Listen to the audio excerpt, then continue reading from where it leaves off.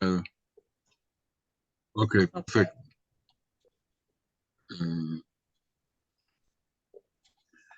ok, eh, bueno, buenas noches a los suramericanos presentes, buenas tardes a los amigos mexicanos y una excelente casi madrugada para los israelíes como Danny Filk y yo. Acá son las 2 de la mañana. Ciertamente, todos estos son augurios nomás, dado que en los últimos meses eh, de las dos partes del océano no parece que tuviéramos tantos buenos días o buenas tardes. En el marco de estos dudosos buenos días, si llegase a sonar la alarma aquí en Israel, Dan y yo bajaremos al refugio y volveremos en 10 minutos, así que no se vayan a ninguna parte. Sigan con la conversación entre ustedes. De JMLAT, el movimiento que intenta unar a judíos progresistas latinoamericanos, lo que aceptamos del mundo entero, queremos agradecer a Meretz Argentina y Meretz Chile, Zafta Usina Cultural en la Argentina y a Mujeres por la Paz, al excelente vocero del judaísmo progresista, el periódico Nuevación. Todos ellos se sumaron a este intento de pensar, junto con Danny Filk, sobre el día después de la guerra. Danny Filk, que es profesor de la Facultad de Ciencias Políticas en la Universidad de Ben Gurión, escribió libros y artículos que le sirvieron para lograr su doctorado y profesorado en la materia, después de ejercer como médico durante años. A diferencia de muchos de sus colegas, Dani no se remitió a hablar en conferencias internacionales sobre temas de análisis de la realidad, sino que interviene activamente en la configuración de la compleja realidad israelí. Ya bien durante años como miembro de la dirección del partido de izquierda Meretz, entre otras funciones dentro del partido, como a cargo de la redacción de la plataforma, como presidente de la ONG Médicos por los Derechos Humanos, en los últimos años como uno de los ideólogos y a la vez líderes en el terreno de Omdim Beyahad, que podría traducirse, es un movimiento que podría traducirse como Juntos o Juntos de Pie, una ONG socialista israelí judeo-árabe sobre la que también estamos a hablar con Dani a continuación. Antes de comenzar, quiero decir que para mí Danny Pilk es un amigo y es a la vez un Javer, un veterano activista del movimiento shomrico argentino, con quien compartimos hoy el seguir siendo shomer, aun cuando ya no somos tair. Somos guardianes, pero no jóvenes. Dani se dio una tradición de charlar en los días siguientes a cada uno de los fracasos electorales. Los hubo muchos para la izquierda en estas últimas décadas. Hoy estamos aquí para conversar con él, no después de un fracaso electoral, sino después de la tragedia del 7 de octubre, en medio de una guerra que es sanguinaria para israelíes y palestinos, y todo esto cuando Israel está gobernada por una coalición fundamentalista que incluye partidos ultristas de derecha, nacionalistas y religiosos, como resultado del fracaso de la izquierda en las elecciones del 1 de noviembre del 22. Explicado este marco de referencia, pasemos a algunas preguntas mías y a continuación Dani contestará también a preguntas del público que pueden ir haciendo a través del chat. Eh, bueno, Dani, semanas atrás nos preguntábamos en un anterior Zoom, acá en este marco más o menos, eh, o sea, si el 7 de octubre fue una tragedia anunciada, más allá del análisis de las fallas de inteligencia militar, para vos, ¿estaba el 7 de octubre virtualmente anunciado? Eh, Como se dice, con el beneficio de la vista atrás, todos vemos 6 al 6, todos tenemos visión perfecta. Si yo tengo que decir con respecto a mí, no, digamos, o sea, era claro que la política del gobierno israelí, tanto de este gobierno como de lo que fue llamado el gobierno del cambio, era una política sin salida para la región, pero yo particularmente no lo vi como una tragedia anunciada, pero gente que entiende mucho más que yo de esto sí lo planteó así. en un podcast que se llama en hebreo Parot Kedoshot, Vacas Sagradas, uno de los especialistas más importantes en el conflicto palestino-israelí, el doctor Mati Steinberg, decía que en un reportaje del 25, que dio el 25 de agosto, el segundo en la línea de dirección de la rama política del Hamas, Said al-Arussi, a un medio libanés, habló de una guerra total entre Hamas e Israel y dijo que había 4 razones que justificaban o que explicaban esta guerra total. La primera razón era la posibilidad de un pacto entre Israel y Arabia Saudita, pero sobre todo porque, o sea, no solamente porque el pacto entre Israel y Arabia Saudita podía, digamos, sería un paso más en el entierro de la cuestión palestina, sino también porque desde la visión fundamentalista islámica que tiene Hamas, el pacto entre Israel y Arabia Saudita implicaba traicionar a Al-Aqsa, traicionar a la mezquita de Al-Aqsa, porque era dejar a la mezquita de Al-Aqsa en manos judías, no en manos islámicas. Esa era la primera razón. La segunda razón que daba era el hecho de que el gobierno israelí había transferido una serie de unidades de combate de la frontera con Gaza a Cisjordania, con lo cual la frontera con Gaza quedaba menos protegida. El tercer motivo que daba era que se daban las condiciones por la división profunda dentro de la sociedad israelí, o sea, la división profunda que siguió al intento de reforma jurídica. Y la cuarta razón, y que en realidad, o sea, yo las estoy dando no en el orden, lo que dio él como primera razón es lo que se llama el programa de definición de Bezalel Smotrich. Bezalel Smotrich es el ministro de Economía israelí, es el líder de la derecha religiosa, es en este momento probablemente el principal aliado de Benjamin Netanyahu, si bien lo critica por derecha, pero es el principal aliado de Benjamin Netanyahu. Y Bezalel Smotrich, unos años antes de llegar al gobierno, publicó un plan que estaba basado en lo que se llama el transfer de gran mayoría de la población palestina en la Cisjordania fuera del área de Cisjordania, y los que quedarían como habitantes sin derecho a la ciudadanía. O sea, desde el punto de vista de Smotrich, ese plan era el plan que a través de echar a gran parte de la población palestina en Cisjordania, terminaría por definir el dominio total de Israel en los territorios ocupados. Según la visión de Hamas, eso era, o sea, el hecho de que Smotrich fuera un ministro fundamental en el gobierno israelí implicaba el riesgo de que su programa fuera implementado, y veían la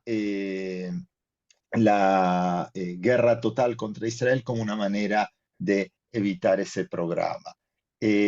O sea, obviamente que más allá de lo que de lo que dijera este alto funcionario de Hamas, esto se inserta dentro de una visión de Hamas dentro de una visión de Hamas en la cual Israel no tiene derecho a existir, en la cual todo el territorio tiene que ser, todo el territorio de lo que es en este momento Israel y la Cisjordania y la Franja de Gaza tiene que ser un territorio islámico donde en forma especular a la visión de Smotrich, así como en la visión de Smotrich, los palestinos no tienen prácticamente lugar en lo que es la Gran Israel, en la visión de Hamas, los judíos no tenemos lugar en su visión de lo que sería la Gran Palestina como parte de una región completamente islamizada. O sea que en ese sentido, yo lo vuelvo a decir, yo no lo vi venir, pienso que muchos de nosotros no lo vimos venir, pero quien se especializa en el tema palestino, por lo menos algunos, los que se especializan en el conflicto israelí-palestino, sí vieron indicios claros. Por supuesto, lo que yo creo que tampoco Mati Steinberg vio es el grado de crueldad y barbarie con la que tuvo lugar el 7 de octubre. Pero yo pienso, Shlomo, que la pregunta más importante no es si se vio venir o no se vio venir el 7 de octubre, es sino a dónde vamos a partir del 8 de octubre o a dónde vamos a partir de mediados de fines de diciembre y cuáles son las opciones, que creo que también eso figura en el tema de la charla, ¿no? ¿Cuáles No, son las pero por opciones en este supuesto, momento?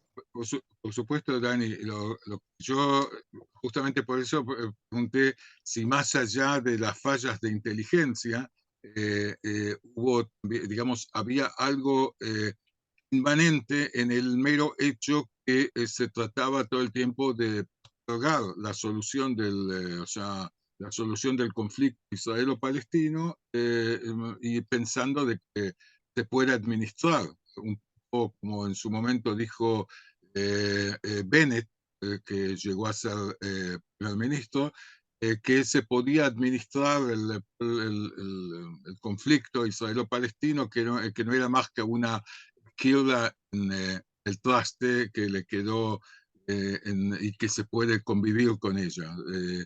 O sea, por eso decía que quizás, digamos, la pregunta más amplia sería si se podía seguir pensando en interrogar esto, más allá de que, digamos, de que no se podía saber exactamente la medida de crueldad y como planteaste recién. Claro, Eh, el 7, o sea, como dijiste, en realidad hasta el 7 de octubre había tres posturas fundamentales en la sociedad israelí con respecto al conflicto israelo-palestino. Una postura es la que ya expliqué, la de Smotrich, la de la derecha religiosa, mesiánica, y que veía como digamos, cuya visión del conflicto era la derrota total de los palestinos, el cierre absoluto de cualquier posibilidad de acuerdo de paz. En la otra punta estábamos los que veíamos como solución un proceso de paz que llevara a dos estados, ya sea como dos estados independientes o como en los últimos tiempos se escuchaba más la posibilidad de una confederación, y en el medio, representando yo creo que a lo que era el grueso de la población, por lo menos judía, en Israel, y nuevamente expresado tanto en las políticas, como dijiste, de Bennett, el primer ministro anterior, y que encabezaba lo que se llamó en su momento el gobierno del cambio, y por supuesto en la visión de Benjamin Netanyahu, era la idea de que se podía manejar el conflicto y de que en realidad se podía puentear al conflicto israelo-palestino a través de lo que se llamó los acuerdos de los hijos de Abraham, o sea, acuerdos con los Emiratos del Golfo Pérsico, y en este momento y lo que se hablaba últimamente, la posibilidad de un acuerdo de paz con Arabia Saudita, dejando, o sea, digamos, llevando a la práctica algo que parecía como una especie quizás de acuerdo común en el Medio Oriente, por lo menos desde el fracaso de la primavera árabe, que es el hecho de de que el conflicto israelí-palestino no es el centro del problema en Medio Oriente, sino que el centro del problema en Medio Oriente es el conflicto entre suníes y chiitas o entre países árabes moderados y países árabes extremistas, y que en ese sentido los palestinos eran un no ente, digamos. Y esas eran las tres concepciones. Yo creo que eh, la, la concepción esta, que era la mayoritaria en la población judía en Israel, es la que implosionó el 7 de octubre. O sea, no se puede manejar el conflicto, no hay manera de puentear el conflicto israelo-palestino, y en este momento queda claro que las dos opciones, o sea, que la discusión real en la sociedad israelí es, y entre paréntesis, también en la sociedad palestina, que la discusión real es entre aquellos que creemos que 10 millones de judíos y 5 millones de palestinos no nos vamos a ninguna parte, y por lo tanto no queda más remedio, nos guste o no nos guste, que un acuerdo que permita que todos vivamos sin el peligro constante de guerra, o la alternativa es una guerra constante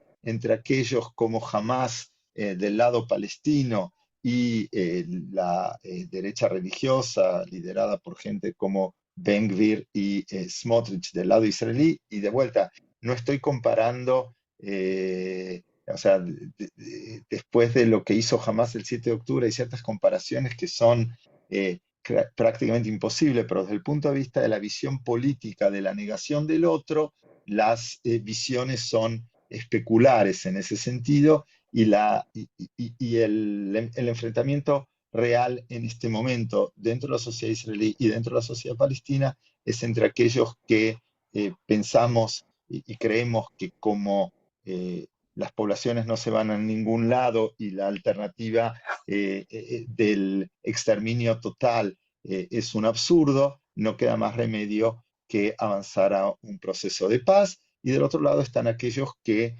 creen que la única posibilidad es la negación del otro. Esas son las alternativas, y de alguna manera Netanyahu era consciente y es consciente de eso. En el 2015 Netanyahu dijo que estamos destinados a vivir sobre las espadas toda, por, por la eternidad, para toda la eternidad. O sea, su visión, de hecho, es una visión de guerra permanente. En ese momento él creía que era una guerra permanente que podía ser más o menos controlada. Yo creo que en este momento, después del 7 de octubre, nuevamente la idea de que es una guerra permanente pero controlada eh, quedó de lado, y sobre todo con el potencial de que la guerra en Gaza se extienda al norte de Israel y al Líbano.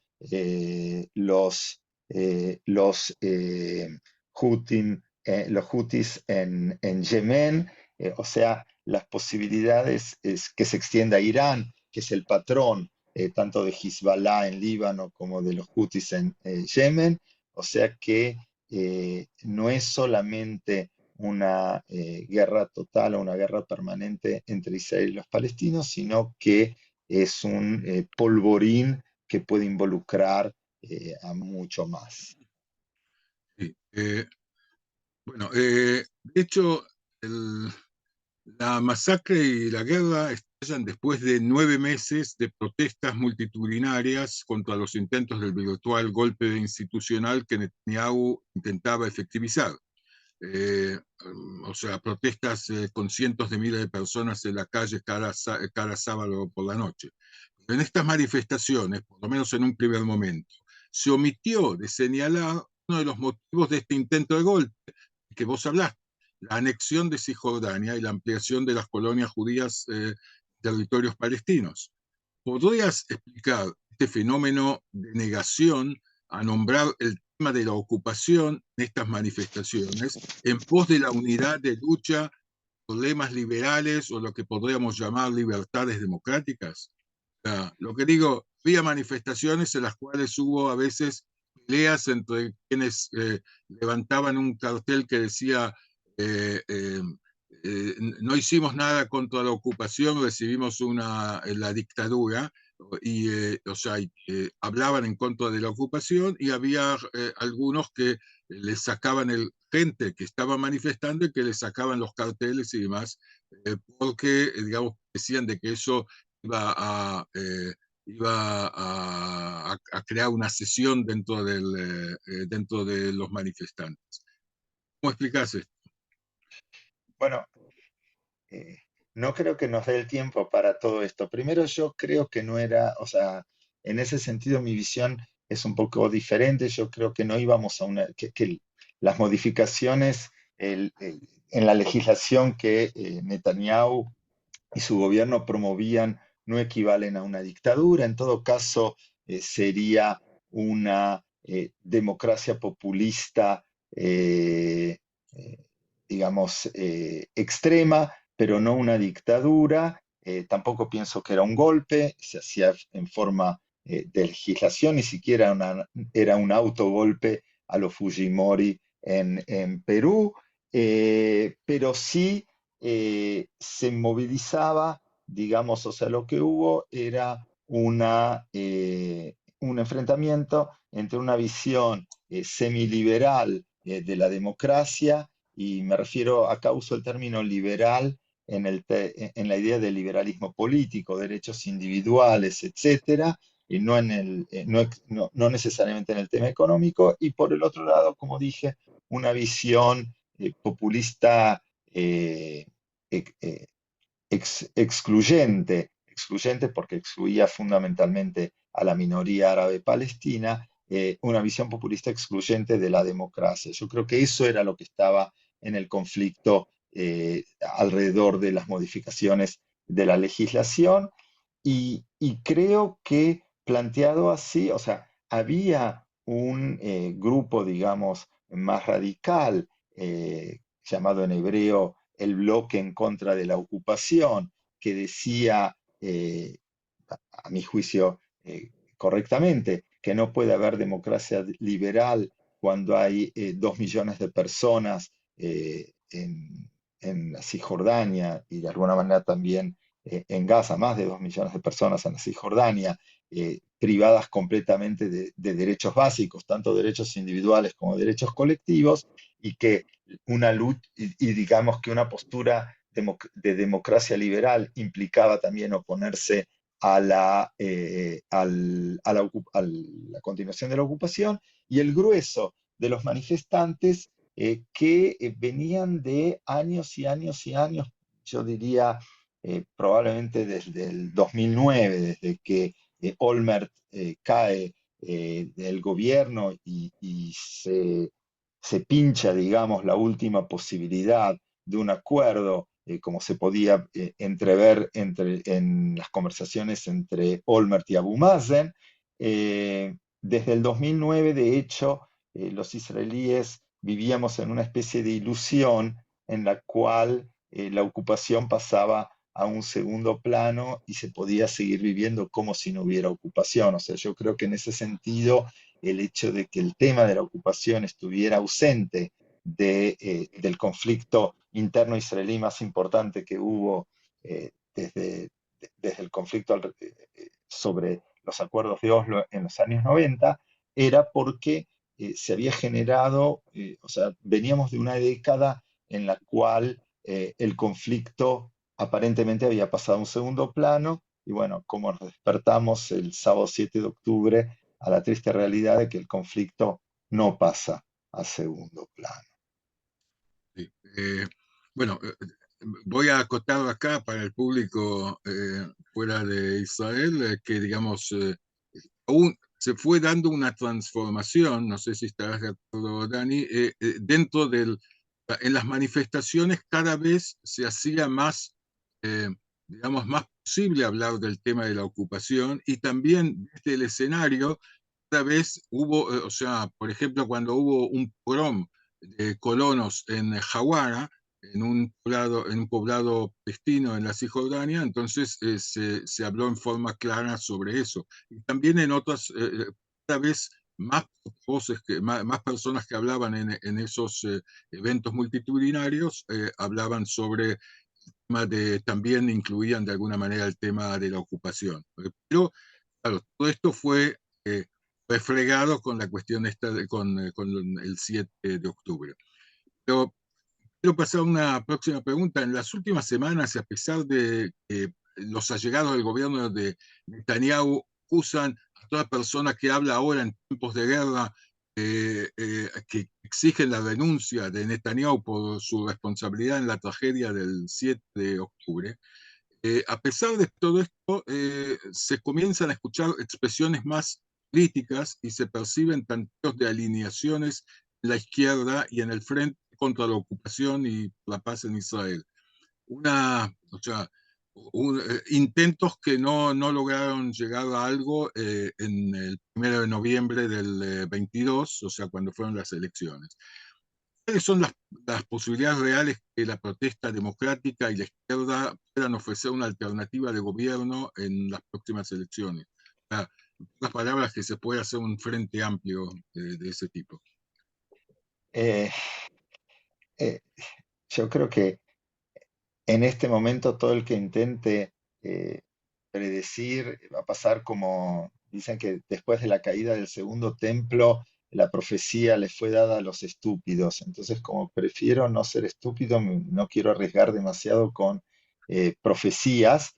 eh, yo lo que sí es que hay una dinámica que conocemos lamentablemente tanto de la Primera Guerra del Líbano como la Segunda Guerra del Líbano, en las cuales cuando empieza una guerra hay lo que los americanos llaman juntarse atrás de la bandera, o sea, en general es recibida por el grueso de la población, el grueso de la población judía en Israel, en forma, con cierto grado de euforia, incluso diría, y en la medida en que la guerra continúa, y en la medida en que empiezan lamentablemente más y más soldados a morir en las guerras, empieza un proceso lento de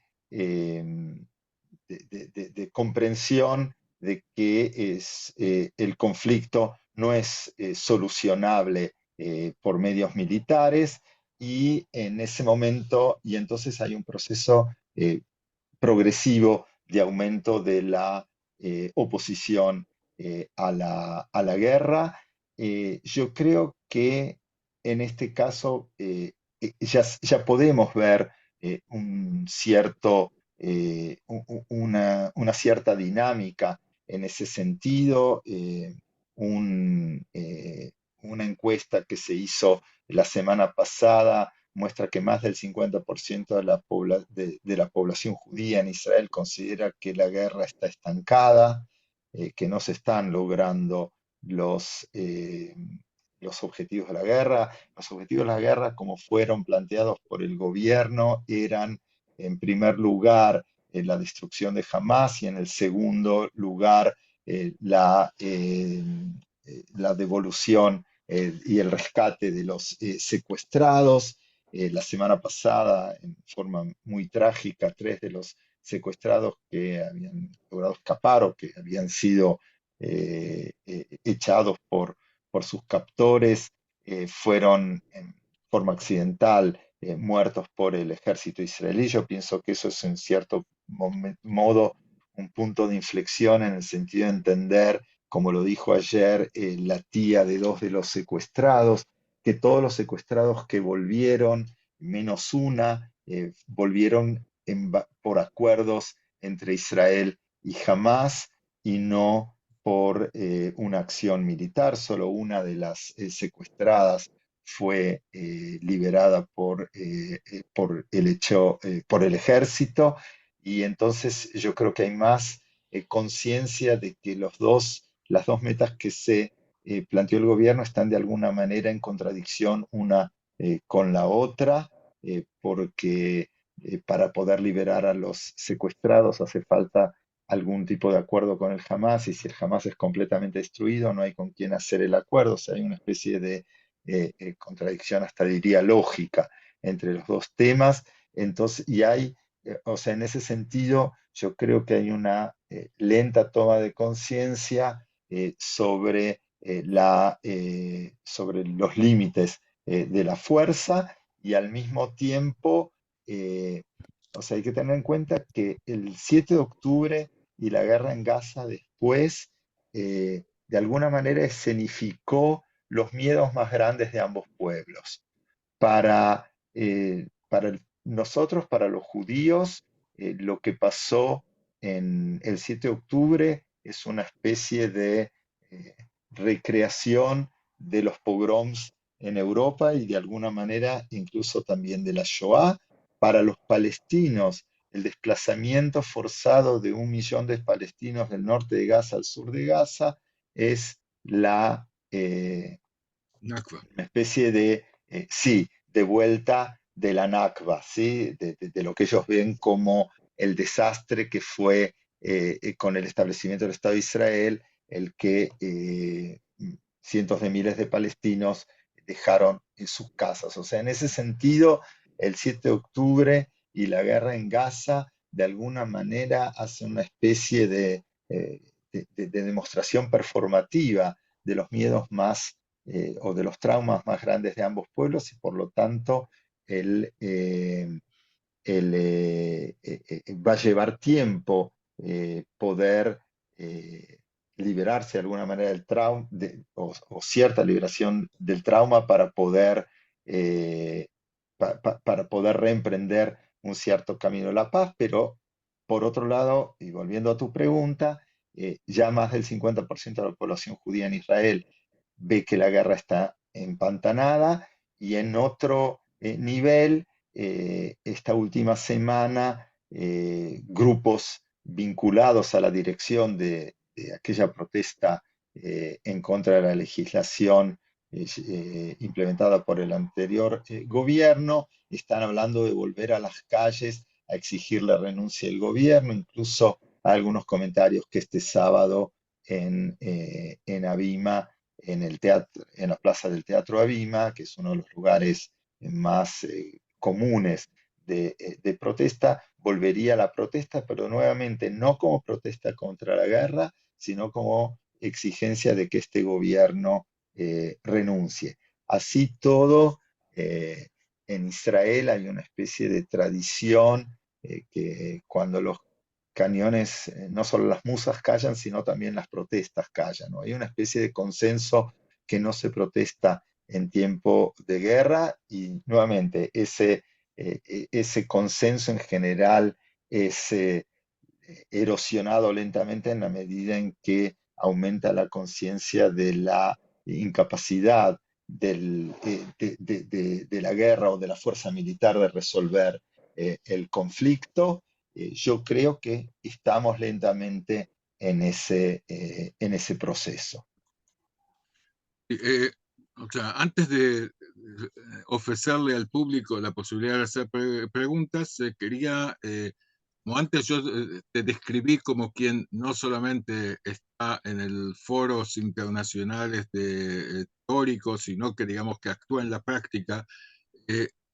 Si mañana se termina la guerra, o sea, o se termina la guerra en forma forzada desde afuera o de un acuerdo o lo que sea, digamos, vamos a elecciones. ¿Qué es lo que pondrías hacer dentro de la sociedad israelí como para que se conforme un frente que pueda hacer una Israel mejor, llamémosle? Bueno, yo creo que vamos a elecciones, o sea, hay una cierta conciencia, si bien Netanyahu está haciendo lo imposible por mantener su lugar en el poder, y de hecho lo hace planteando quizás, o sea, Netanyahu es un mentiroso crónico. Yo creo que se tiene que esforzar mucho para decir la verdad. 2 veces pienso que dijo la verdad. Una es en el 2015 cuando dijo que, por supuesto, si él es el líder de la sociedad israelí, vamos a tener que vivir todo el tiempo sobre o sea, con la fuerza militar. Y la segunda es hace un par de semanas cuando dijo que él se tiene que quedar como líder del Likud porque es el único que puede garantizar que no haya un Estado palestino. O sea, en ese sentido yo creo que dijo la verdad en cuanto a que planteó eh, cuál es la contradicción principal en este momento en Israel. Es o la combinación entre sus dos comentarios, o sea, la negación del Estado palestino, lo que implica la guerra permanente, o ir hacia un proceso de paz. Pero yo creo que más allá de sus esfuerzos, o sea, eh, no quiere decir que esa visión esté derrotada en la sociedad israelí, pero sí que Netanyahu como líder yo creo que está relativamente terminado. Sería para mí realmente, como se dice, me tendría que comer mi sombrero si Netanyahu gana las próximas elecciones y permanece como líder de la derecha. Eh, lo- la, el, la, el mundo de los partidos políticos ya se está comportando como si vamos a tener elecciones en algún momento a mediados del 2024 y como se presenta en este momento la situación,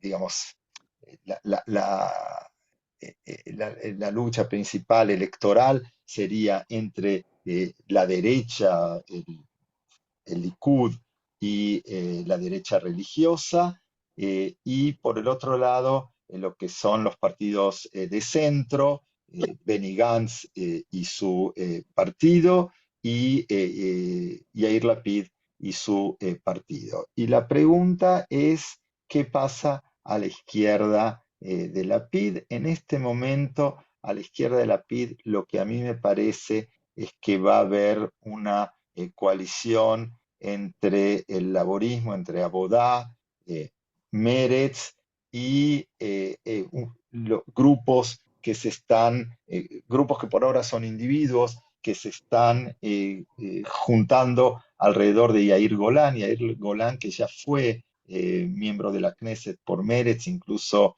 se presentó o sea, se presentó y perdió las elecciones para ser el presidente de Meretz, pero que a partir del 7 de octubre, porque realmente tuvo un comportamiento heroico el 7 de octubre, se transformó o sea, hizo un salto desde el punto de vista de su nivel de aceptación en la sociedad israelí.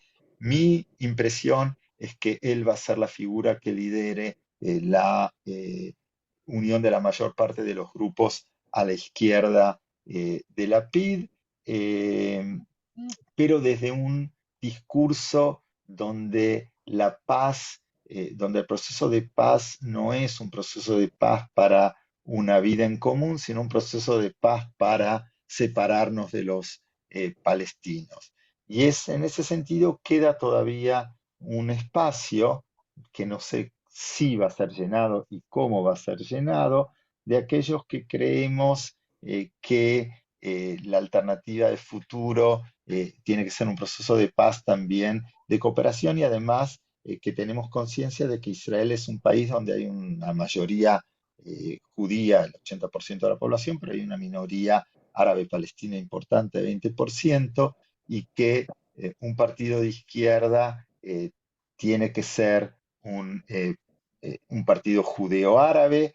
Lo que pasa es que entre el trauma del 7 de octubre y las limitaciones del sistema electoral israelí, para el cual hace falta conseguir 4 mandatos para entrar al Parlamento, hace difícil ver que por lo menos en las elecciones del 2024, ese tipo de partido eh, pueda crearse con expectativas de entrar en la Knesset. O sea que yo diría que digamos, si tengo que apostar y nuevamente teniendo mucho cuidado por lo que dije antes de las dificultades de hacer predicciones, yo creo que en las próximas elecciones va a ganar el centro y va a quedar, y una pregunta importante es quiénes van a ser los colaboradores o quiénes van a ser los socios en la coalición que Benny Gantz arme. Y en ese sentido, si el polo formado por Abodá, Meretz y este movimiento que creó Yair Golan, que se llama en hebreo Itorerut, despertar, si tienen la suficiente fuerza como para eh, ser un aliado significativo de los partidos de centro en lugar, digamos, de que decidan ir hacia la derecha, más allá de que yo creo que en cualquier coalición futura, ya sea del centro o de la derecha, los partidos ultrarreligiosos, Shas y, y Yaduta Torah van a ser parte de la coalición. En una conferencia que te escuché hace unos días, dijiste que frente al no, no al Estado palestino de Netanyahu, iban a poder surgir diferentes partidos que desde diferentes posiciones digan sí a un acuerdo en base a dos estados. ¿Podés decir unas palabras y pasamos a las preguntas del público?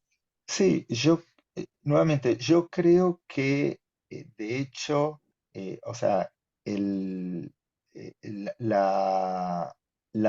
digamos, el centro, Benny Gantz, Lapid ya está hablando de que no está muerta la opción de los dos estados y Gantz va a hablar, sobre todo con la presión de los Estados Unidos, va a hablar de algún tipo de proceso de paz y como dijo una vez el que fue presidente Meretz y durante muchos años diputado por Meretz, Jaime Orón, Yumes, dijo una vez que quien entra al proceso de paz termina llegando al punto en el que hay dos estados palestinos más o menos en las líneas del 67, de lo que se llama la línea verde. Eso le pasó incluso a Olmert, que venía del Likud y que en sus últimas conversaciones con Abu Mazen llegaron quizás a lo más cercano posible a un acuerdo. O sea que en ese sentido, digamos, Gantz lo haría, pero de vuelta, a regañadientes, no en una forma de generar un tipo de entusiasmo alrededor de, o sea, lo que sea Meretz, Abodá, Yair Golan. eh, yo creo que el discurso fundamental va a ser de dos estados, pero en términos de separación. Y yo creo que, pero no sé si va a tener expresión parlamentaria, a la izquierda de lo que sería Meretz Abodá, voces que hablarían de la posibilidad de dos estados o de una confederación israelo-palestina desde una visión de vuelta de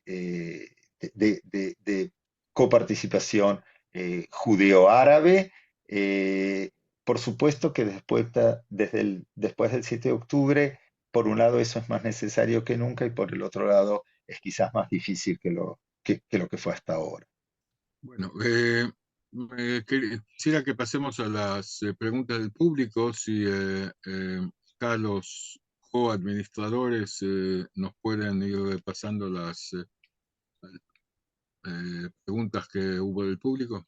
Ok, hola, buenos días en Israel. Gracias, Dani, por acompañarnos de este lado del mundo.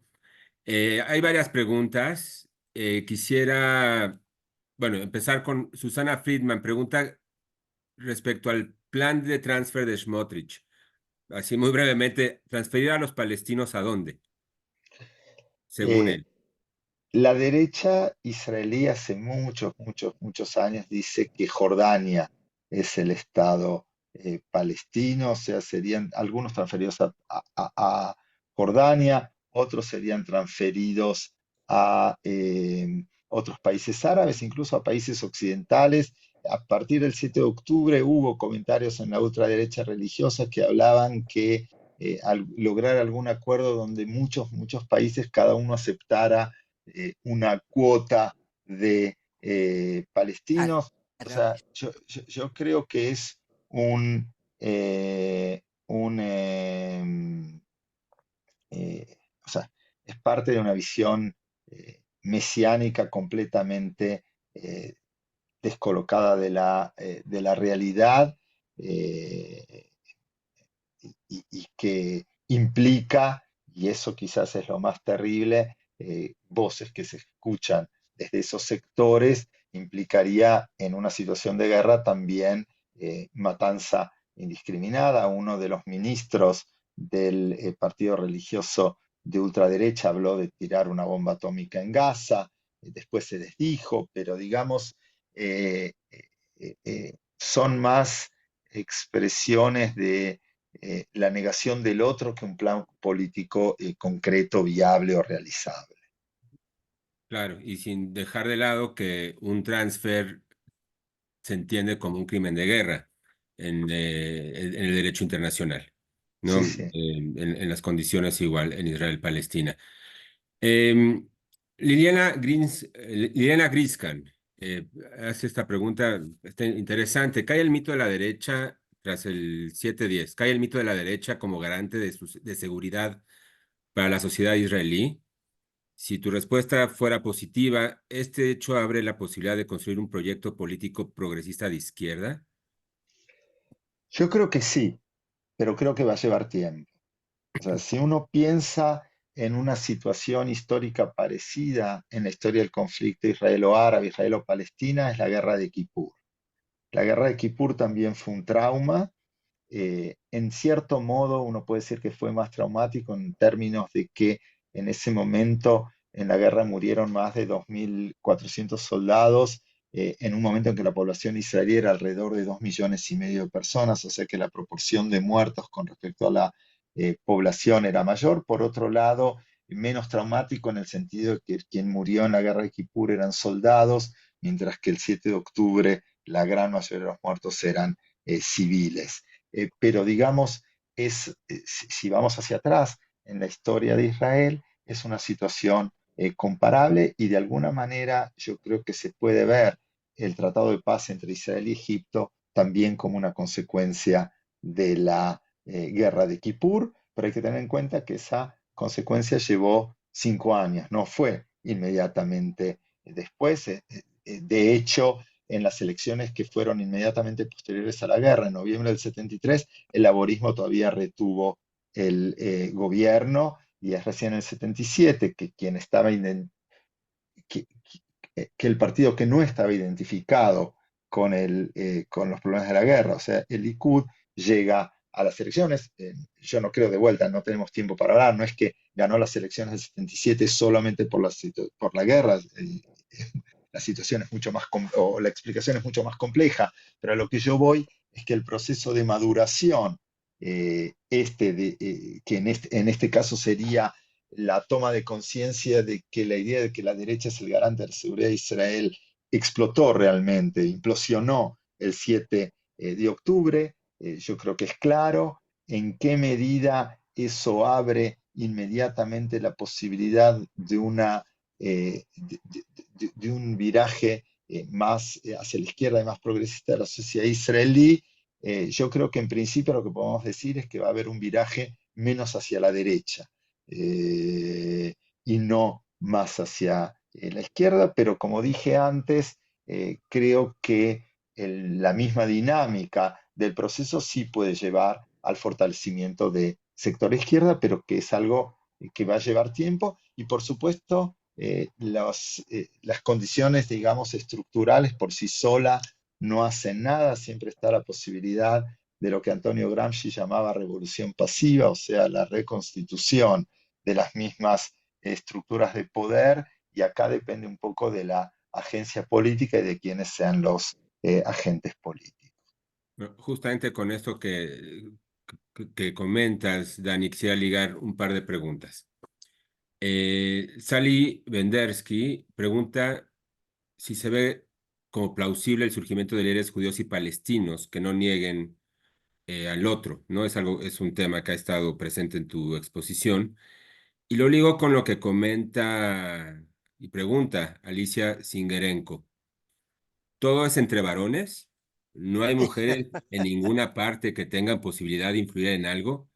Digamos, estamos de alguna manera buscando o anhelando liderazgos renovados y a la par, dentro de esta renovación, hacerlo, pero finalmente en este contexto, como en algún momento se publicó en Haaretz, de machos peleando, ¿dónde están las mujeres, ¿no? En estos nuevos liderazgos. Ok, con respecto a la primera pregunta, o sea, yo creo que hay líderes del lado palestino, quizás el líder más importante, que si bien está encarcelado en Israel por estar vinculado a atentados suicidas, pero que de todas maneras tiene una clara tradición de no negación del otro, es Marwan Barghouti. Y Marwan Barghouti, en una encuesta que se hizo en Gaza en agosto, un mes y algo antes de la masacre del 7 de octubre, Marwan Barghouti en Gaza, en la Cisjordania ni qué hablar, pero en Gaza era elegido como el líder más popular y si hubiera elecciones, habría derrotado a cualquier rival del Hamas. O sea que hay en sí, pero por otro lado, como lo vemos en Israel, también del lado palestino, la guerra ha llevado a una extremización de las posiciones y en Gaza, por ejemplo, el apoyo a Hamas, que era alrededor entre el 28 y el 30% en agosto del 2023, ahora está en el 50% y en Cisjordania mucho más todavía. Y lo mismo pasa del lado israelí, o sea, las posiciones se han extremizado, pero yo creo que en ese sentido la guerra no es, digamos, la guerra extremiza las posiciones, por lo menos en un primer momento, y todavía estamos en ese periodo. En cuanto al tema del liderazgo de mujeres, eh, es un tema complejo.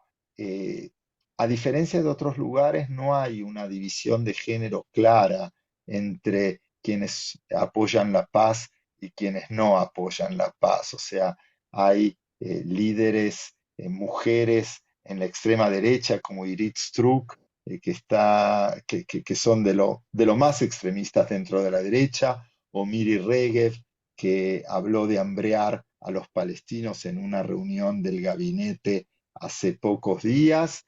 Sí es cierto que hay movimientos de mujeres como por ejemplo Mujeres Hacemos la Paz, Nashim Osot Shalom, que es un movimiento en donde hay mujeres judías y palestinas, y y está la tradición del movimiento Cuatro Madres, que en su momento fue un factor fundamental para la decisión de que Israel se retirara del Líbano. O sea, existen como movimientos.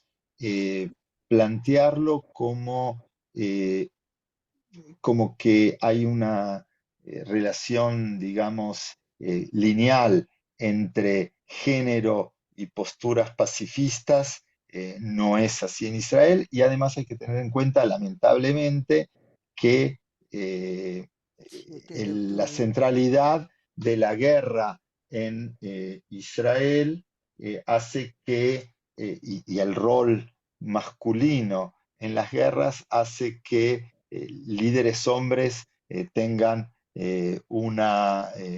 digamos, como ventaja, y eso lo podemos ver en el fracaso último de Zehava Galón, que derrotó a Yair Golan en las elecciones internas de Meretz, pero no consiguió pasar el threshold, no consiguió pasar el umbral para entrar en la Knesset, y Yair Golan, por su heroísmo militar el 7 de octubre, por haber salvado gente armado de una ametralladora, vuelve como líder. O sea, hay una la situación de guerra lamentablemente potencia la división de género en la política.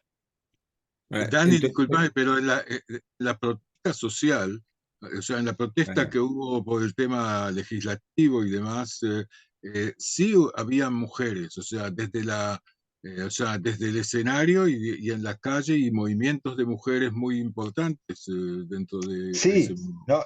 no, yo no digo que no hay mujeres con importancia en la política, digo que no hay una relación lineal entre género y postura política. De hecho, Sigma Bressler, que era la líder mujer más importante de la protesta liberal democrática, era una de las que más se oponía a que el tema de la ocupación estuviera presente, y de hecho dijo que no había relación entre el intento de imponer una democracia populista excluyente y la ocupación, porque esos intentos existían en países como Polonia y Hungría, donde no había ocupación. O sea, mi único comentario fue que en Israel no hay una relación entre posturas políticas, entre género y posturas políticas con respecto al conflicto. Eso fue todo lo que quise decir. Ujú. Em, Shlomo, deja pasar a una Sí. pregunta más, y que de acuerdo, bueno, de hecho es una de las preguntas que nos convoca esta tarde-noche en América Latina. Em, por aquí dice, o sea, nos preguntan, Liliana Griskan, que se puede explicar un poco más la diferencia en la concepción de dos estados y la de una confederación. O sea, ¿y qué tan viable puede ser esto una vez que, bueno, no sabemos cuándo, pero suponemos que esta guerra va a acabar? ¿Qué tan viable va a ser desde tu perspectiva? Ok, con respecto a la primera pregunta, la idea de dos estados estaría más, digamos, yo pienso que su máxima expresión es en lo que se llama los acuerdos de Ginebra, donde hay una delimitación también de cuáles serían los límites territoriales de cada uno de los dos estados. La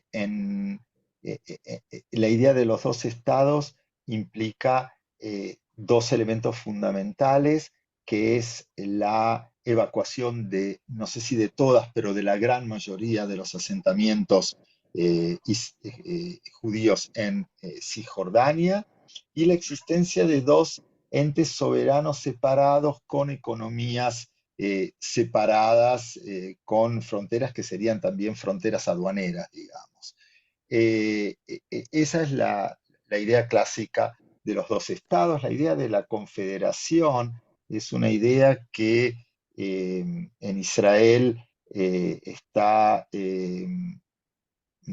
digamos, promovida por un movimiento que en realidad que tiene israelíes, pero que también tiene palestinos en Cisjordania, que se llama, en su momento se llamaba Una Patria, Dos Estados, y que ahora se llama La Tierra para Todos, Land for All, y donde hablan de una confederación con fronteras abiertas, en la cual los, la gran mayoría de los asentamientos quedarían en pie, y a cambio palestinos palestinos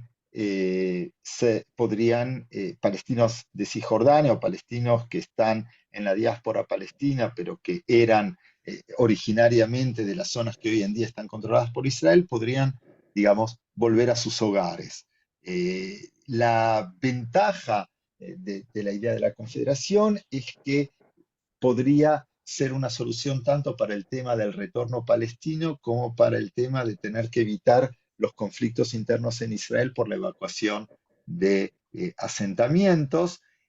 La desventaja, yo creo que serían dos. Uno, que a partir del 7 de octubre los miedos son mucho mayores de la posibilidad de mezcla de, los dos, de las dos poblaciones. Y el segundo tema es que sin un tiempo para que el Estado palestino tenga una economía más protegida, con fronteras y con una cierta economía proteccionista que le permita desarrollarse, podría quedar constantemente como un apéndice de la economía israelí. O sea, esas son las ventajas y las desventajas de los dos, de los dos itinerarios. Yo creo que en ese sentido, uno lo que tiene que decir en este momento y antes de que haya de hecho algún tipo de contactos y de proceso de paz, es que una paz duradera, la paz va a ser solo duradera si está basada en, eh, en tres criterios. Uno es igualdad para los dos pueblos, o sea, tanto individual como colectiva. Dos, respeto al derecho a la autodeterminación de ambos pueblos. Y el tercero, preocupación o compromiso con la seguridad de ambos pueblos. ¿Cuál va a ser la manera concreta en la que esto se pueda cristalizar? Me parece que es todavía un poco temprano para decirlo. Yo creo que sí, el 7 de octubre, así como implosiona la concepción de que el conflicto es manejable, también implosiona la idea de un Estado único. O sea, me parece que con el grado de odio y miedo en los dos pueblos a partir del 7 de octubre, la idea del Estado único es completamente inviable. Y con respecto a la segunda parte de la pregunta, ¿hasta qué punto es viable la idea de los dos estados o la idea de una confederación? O sea, yo creo que eh, la, el proceso va a ser un proceso muy complicado y muy difícil, pero la pregunta no tiene que ser hasta qué punto eso es viable, sino la comprensión de que la alternativa es completamente inviable, porque la alternativa es la guerra permanente y como una vez más, como 10 millones de israelíes y 5 millones de palestinos no nos vamos a evaporar eh, de, ninguno de los dos se va a despertar, ninguno de los dos pueblos se va a despertar y va a ver al día siguiente que el otro pueblo no está.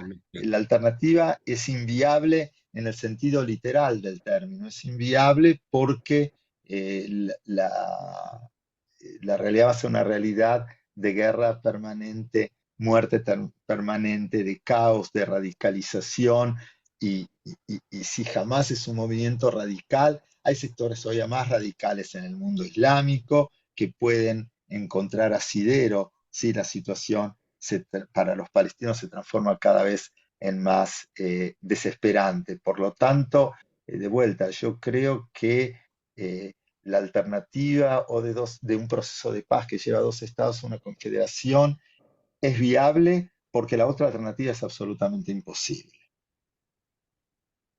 Es necesaria, pero veremos qué tan posible es también. Gracias, Dani. Quiero pasar la palabra a Sara Moisman. Voy a habilitar el audio. Sara, tienes la mano levantada.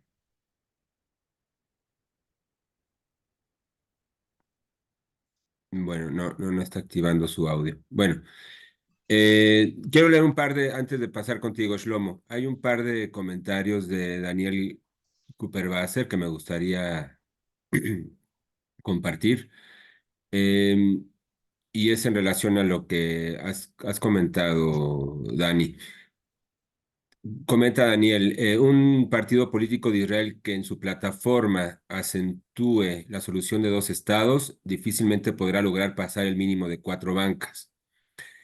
Y el segundo es que, bueno, justamente estamos hablando de la constelación política actual de Israel, convirtió la solución de dos estados en una utopía. Ese es su punto de vista. Hoy en día, entre el río y el mar, eh, Israel se proyecta como un estado binacional, no necesariamente democrático, ¿verdad? Pero sí un estado binacional. ¿Qué te ¿Qué opinión te parecen te merecen, perdón, Bueno, estos dos comentarios? lo primero yo creo que no es cierto. O sea, ya hoy, incluso después del 7 de octubre, las encuestas muestran que Meretz, que tiene una tradición de, eh, de, mm, defensa de la idea de los dos estados, recibiría entre 5 y 6 mandatos, con lo cual pasa el umbral de los 4 mandatos. Y nuevamente, si eso va a ser en una coalición con el laborismo y con Yair Golan como el representante, yo pienso que pueden llegar a 7, 8, 9 mandatos, y Yair Lapid, o sea, de una manera muy diferente, y yo estoy muy lejos de ser ni un admirador ni apoyar a Lapid y a su partido, pero también está hablando de 2 estados y las encuestas le dan entre 15 y 19 mandatos. O sea que desde el punto de vista, por supuesto, encuestas no son las elecciones, pero estamos hablando de encuestas llevadas a cabo después del 7 de octubre. O sea que la primera afirmación, Bueno, desde el punto de vista de los datos empíricos que tenemos, no es cierta.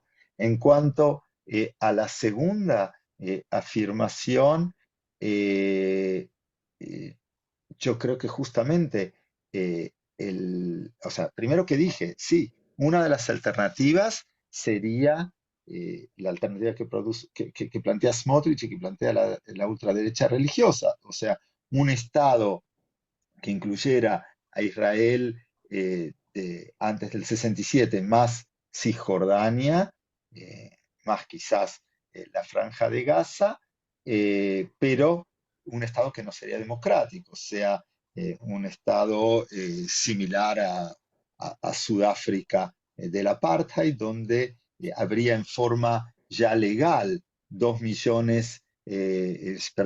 millones de palestinos privados de derecho a voto. O sea, eso claramente no sería una democracia, y yo creo que eh, en- como, como el ejemplo de Sudáfrica lo ejemplifica claramente, también, o sea, es más utopía en el sentido de que el fracaso está asegurado, ¿sí? O sea, es sí, es cierto, Daniel Cooperwasser puede vivir en un charco de sangre, por eso yo no niego, la barbarie siempre es una posibilidad. Eh, Incluso Marx, que estaba convencido que la historia era unidireccional, hablaba de socialismo o barbarie. Así que la barbarie siempre es una posibilidad. La pregunta es hasta qué punto los que estamos inmersos en esa barbarie, estamos dispuestos a seguir inmersos en esa barbarie. Yo en ese sentido creo que soy más optimista que Daniel Cooperwasser, y creo que de últimas los pueblos aspiran a vivir y no a vivir en la barbarie, y por eso creo que en definitiva incluso hay un profesor de la Universidad de Tel Aviv de Ciencias Políticas, Uriel Abulov, que tiene un planteo muy interesante lo publicó en un artículo en la revista Times hace cosa de 2, 3 semanas, de hacer un plebiscito paralelo entre los palestinos y los israelíes en base a ciertos postulados que no hablan de cómo sería el acuerdo concreto ni dibujar mapas, sino como una forma de adquirir, de que los líderes de ambos pueblos adquirieran legitimidad para avanzar en el proceso de paz, lo cual es una visión interesante. Antes de la guerra, las encuestas mostraban claramente que si hubiese un tipo de plebiscito así, habría una mayoría de los dos lados que apoyaría el comienzo del proceso de paz.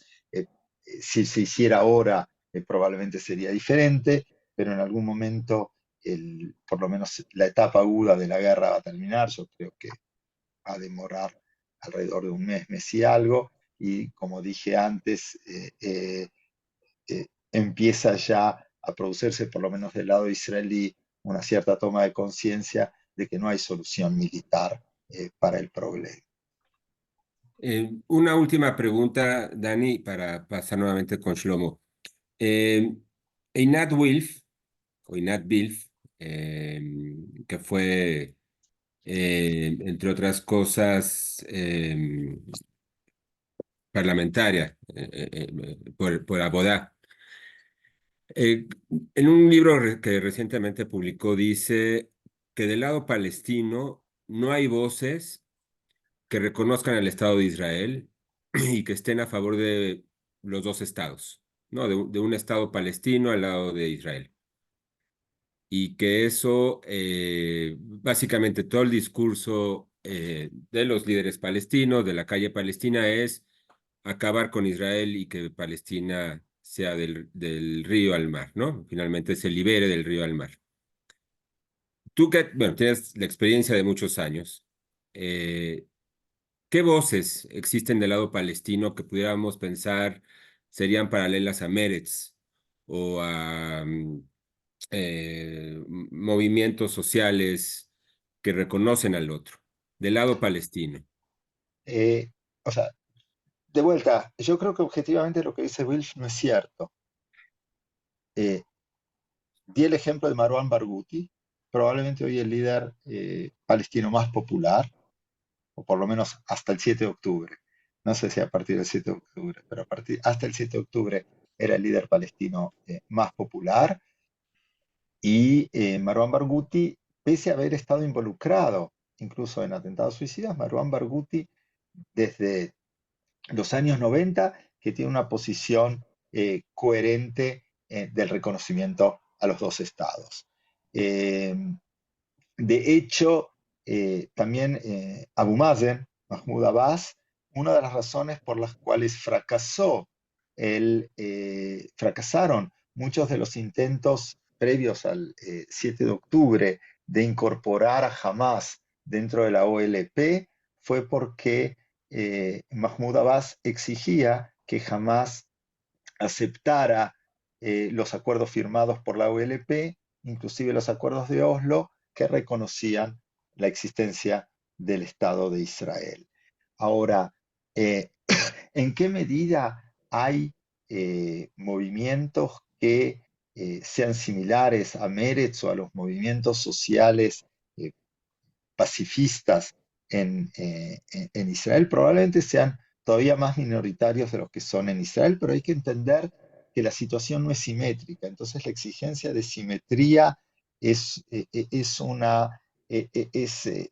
hacer oídos sordos a una relación de poder que no es simétrica. De un lado tenemos un país que ya existe 70 años con todo el poderío y el florecimiento, tanto de la sociedad como del aparato estatal, y por el otro lado tenemos una comunidad cuya expresión estatal le ha sido negada, en muchos casos por errores propios. O sea, es cierto, en el 47 son los países árabes y la dirigencia palestina de ese momento los que rechazan la partición, mientras que si bien hay sectores irredentistas del lado del movimiento sionista como el revisionismo que rechazan la partición, pero el liderazgo central del movimiento sionista acepta la partición. O sea, es claro que parte de la simetría de poder en este momento tiene que ver con errores graves que han cometido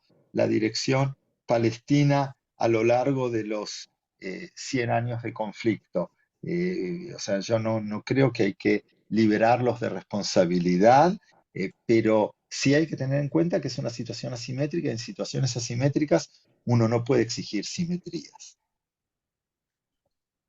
Gracias, Dani. Shlomo, regresamos contigo. Sí, bueno, quisiéramos, o sea, estamos al cierre, pero quisiera, digamos, vos sos dentro de la academia, o sea, de las universidades, o sea, que tenemos hoy,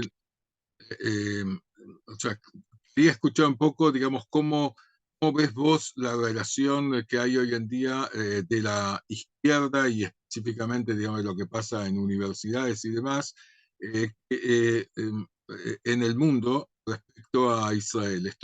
Lo pregunto porque realmente nosotros acá en Israel, lo que vemos en la televisión es más o menos lo que nos muestra el portavoz del ejército sobre lo que está pasando en Gaza. Pero, nuestro público acá, o sea, son gente que ven lo que hay en México, lo que se ve en la televisión de México, de Argentina, de Uruguay, etcétera, etcétera. Y ahí se ve lo que está pasando en Gaza, que es la destrucción, la muerte y demás. Eh, o sea, por eso, digamos, hay esa crítica afuera. Eh, Se produce en este momento un corte que, digamos, más allá del corte israelo-palestino, también hay un corte entre Israel y la izquierda israelí con el mundo, con el mundo de la izquierda y el progresismo. Eh, yo creo que la realidad es compleja. Primero que decir la izquierda, hay muchas izquierdas. Y las reacciones de la izquierda han sido muy diferentes. O sea, y ponerlas todas en un mismo, en una misma canasta, creo que eh, es simplista y no refleja la realidad.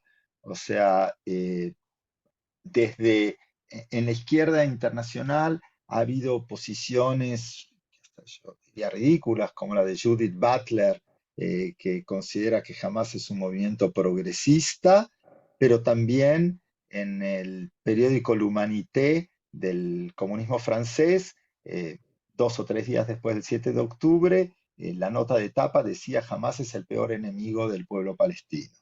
O sea, dentro de la izquierda hay, hay posturas diferentes.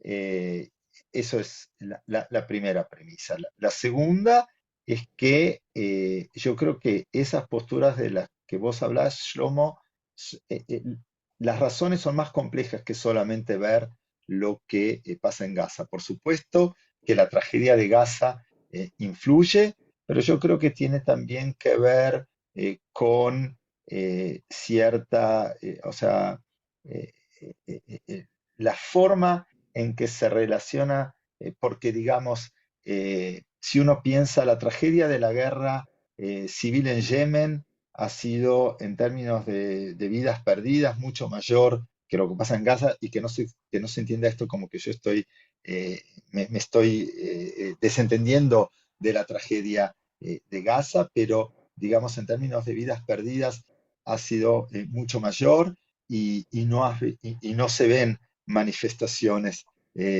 sobre la tragedia. Los Mm. kurdos tampoco tienen un Estado y tampoco hemos visto grandes manifestaciones en campus americanos por los kurdos. O sea, yo creo que es una combinación de una serie de cosas. Por un lado, eh, yo creo que es a veces el corolario de una cierta, del hecho de que en ciertos sectores importantes de la izquierda, sobre todo la izquierda estadounidense, pero no solo de la fuerza de lo que se llama la política identitaria, ¿sí? La política de las identidades que ha reemplazado, digamos, a visiones socialistas más tradicionales. Eso pienso que es una de las explicaciones. Otra explicación tiene que ver de vuelta en el caso americano con el hecho de que del respaldo tan fuerte que da Estados Unidos a Israel, entonces la sensación de responsabilidad por lo que hace Israel. Otro elemento tiene que ver, yo creo que sí, tanto en Europa, o sea, hay ciertos elementos de demonización que se remontan a concepciones muy viejas antisemitas, y del otro lado, justamente un racismo al revés. Yo creo que porque nos ven a nosotros más parecidos a ellos, esperan de nosotros una conducta que no esperan de los que consideran como muy diferentes a sí mismos. O sea, en hebreo se dice afuj al afuj, ¿sí? En forma paradojal, un racismo al revés. O sea, creo que las explicaciones son muy complejas, pero sí, es cierto, el diálogo en este momento con ciertos sectores de la izquierda es muy problemático. Eso también, o sea, políticamente es problemático para la izquierda israelí porque eh, el término izquierda dentro de la sociedad israelí se desprestigia cada vez más y entonces hace más difícil identificarse como izquierda, pero de vuelta, hay muchas izquierdas y yo creo que en ese sentido, digamos, Slavoj Žižek, el filósofo esloveno, publicó en Haaretz un artículo donde por un lado criticaba sin dejar lugar a dudas la masacre hecha por Hamas y por el otro lado criticaba las políticas y recordaba que en los últimos 3 o 4 años el número de palestinos muertos en la Cisjordania había sido un número muy alto. Y yo creo que, nuevamente, eh, o sea, ser de izquierda en este momento fuera de Israel es decir que tanto Hamas como la derecha israelí se potencian unos a los otros y que la única alternativa una alternativa política que respete los tres principios de los cuales hablaba: la igualdad entre el Jordán y el mar, la igualdad individual y colectiva, el respeto al derecho a la autodeterminación de ambos pueblos y a la seguridad individual y colectiva de ambos pueblos. No, Daniel, quería agradecerte a vos la participación y tu militancia, ya sea a nivel ideológica como en la práctica en el terreno. Espero que seguramente nos vamos a encontrar el sábado en la manifestación, pero el público que está acá, espero que nos siga participando en estas actividades. Quiero agradecer también a Tzavta, Usina Cultural de la Argentina, a Mujeres por la Paz, que Adriana Potel está acá presente y nos está ayudando. Quiero agradecer a Meretz, Argentina, Chile y de otros países. Quiero agradecer a los compañeros de JMLAT con los que estamos haciendo esto. Estamos haciendo el intento de aunar al judaísmo progresista en Latinoamérica. No tienen que ser todos juntos y para todo, pero sí tratar de colaborar entre nosotros también porque que nos atacan desde afuera, pero también porque me parece que hay más de común que de diferente entre nosotros. Buenas noches, buenas tardes y podemos volver a la cama, Dani y yo. Adiós. Muchas gracias, Shlomo, y buenas tardes, buenas noches a todos. Muchas gracias.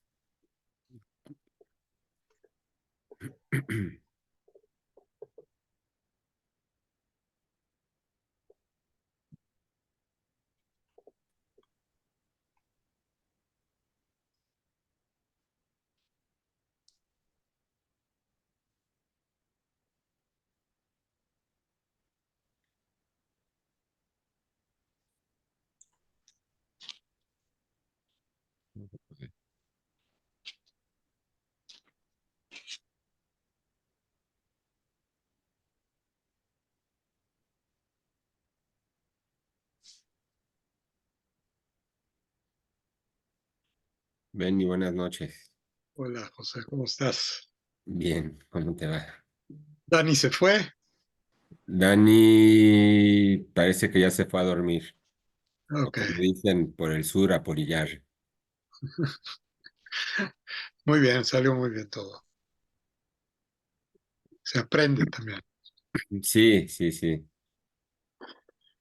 Buenas noches a todos. Y Ahí. gracias, Benny, por estar por acá.